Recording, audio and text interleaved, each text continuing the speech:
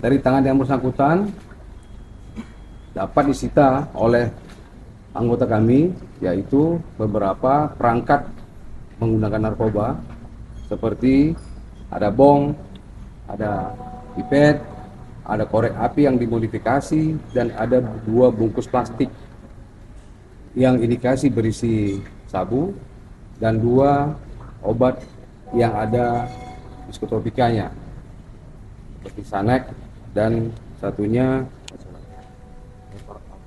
alprazolam. Masalah rehabilitasi kita akan nanti menunggu hasil putusan tim untuk apakah dia direhab atau tidak. Tetapi kita ketahui bahwa yang bersangkutan telah berulang kalau tidak salah dari keterangannya sendiri, dia inilah perkara yang keempat.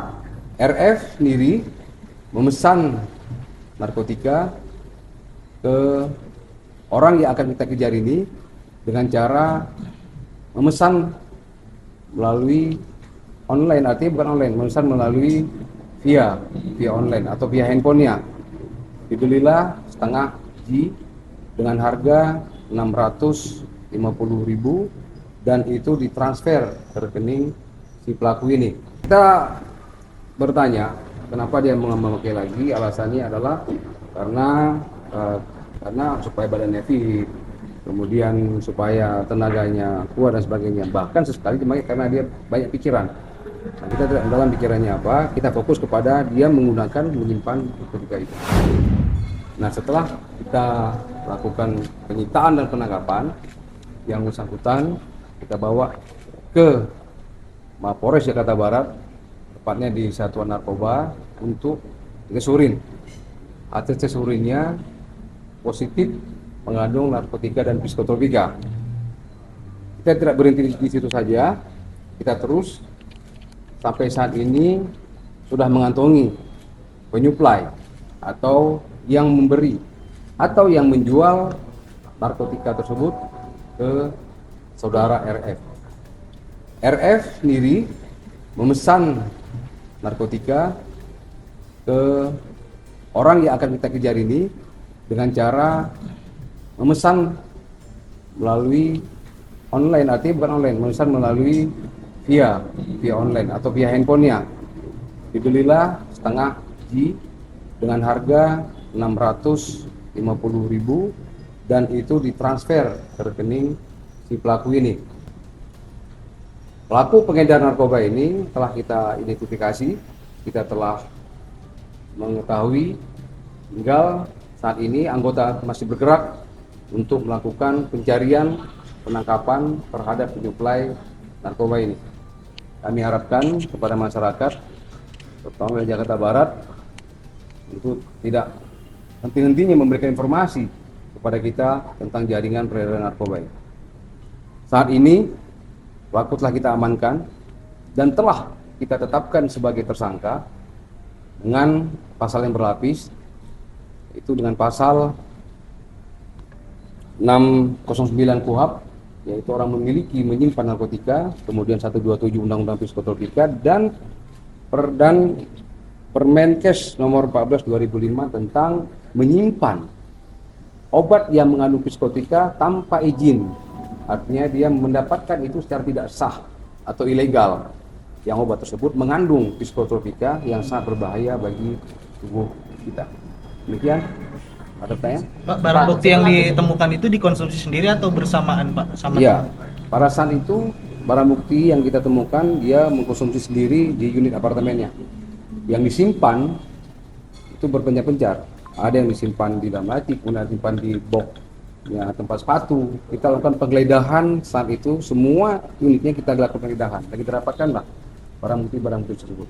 Pak, proses hukumnya gimana Pak? Apakah masih bisa direhabilitasi atau seperti apa nantinya? Ya, yang pertama proses hukumnya kita tetap proses secara aturan yang berlaku. Masalah rehabilitasi kita akan nanti menunggu hasil putusan tim untuk apakah dia direhab atau tidak.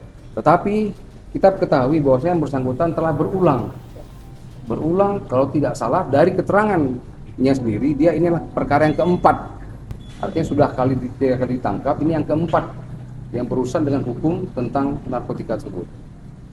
Apa mungkin ada efek jerahnya dari biar dikasih efek jerah gitu Pak, apa tindak pidana gitu. Iya.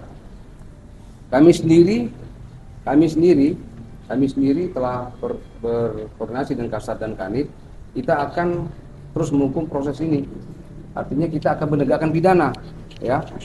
Karena rehab itu adalah tergantung daripada tim asesmen. Tetapi kami dari penyidik yang menyampaikan bahwa yang bersangkutan ini adalah perbuatan yang berulang, menggunakan narkoba, menggunakan yang berulang menggunakan psikotropika. Nanti hasil daripada tim asesmen yang akan menjadi kesimpulan apakah yang bersangkutan akan direhab atau tetap menjalankan pidananya sebagai tersangka pengguna dan penyimpan narkotika. Pak, sebenarnya alasannya apa sih Pak dia pakai ini? Kita bertanya kenapa dia memakai lagi. Alasannya adalah karena supaya badannya fit, kemudian supaya tenaganya kuat dan sebagainya. Bahkan sesekali dipakai karena dia banyak pikiran. Nah, kita tidak dalam pikirannya apa, kita fokus kepada dia menggunakan menyimpan narkotika itu. Hari ini kan tadi sempat dikasih kesehatan Pak, seperti apakah mungkin tindak lanjut dari pemeriksaan kesehatan itu sendiri? Iya, kami lagi menunggu dari tim kesehatan apakah yang bersangkutan dalam keadaan sehat. Kalau dari secara umum yang bersangkutan kami dalam keadaan sehat, tetapi yang kita masih mengantisipasi efek dari yang bersangkutan menggunakan narkoba tersebut. Ya, efeknya kita masih mengantisipasi. Artinya kita terus didampingi oleh tim kesehatan, ya, supaya efeknya itu tidak berdampak negatif pada yang bersangkutan. Hasilnya kapan Pak? Iya, kita lagi menunggu Pak. Sifatnya hari ini bisa keluar hasilnya untuk kita proses lebih lanjut. Ya, kalau nanti sudah ada hasil dalam keadaan sehat, kita akan melakukan proses berikutnya, yaitu upaya paksa penahanan terhadap yang bersangkutan. Nah, mungkin ada efek yang tadi. Mungkin setelah dia tidak menggunakan lagi, setelah keadaan normal, baru kita dalamin lagi nanti. Sejak kapan dia pakai? Kenapa dia pakai lagi? Karena dia terus menerus. Sudah ini yang keempat. Berarti saat ditangkap masih dalam pengaruh narkoba itu Pak ya? Di mana? Ya, pada saat ditangkap masih seperti itu.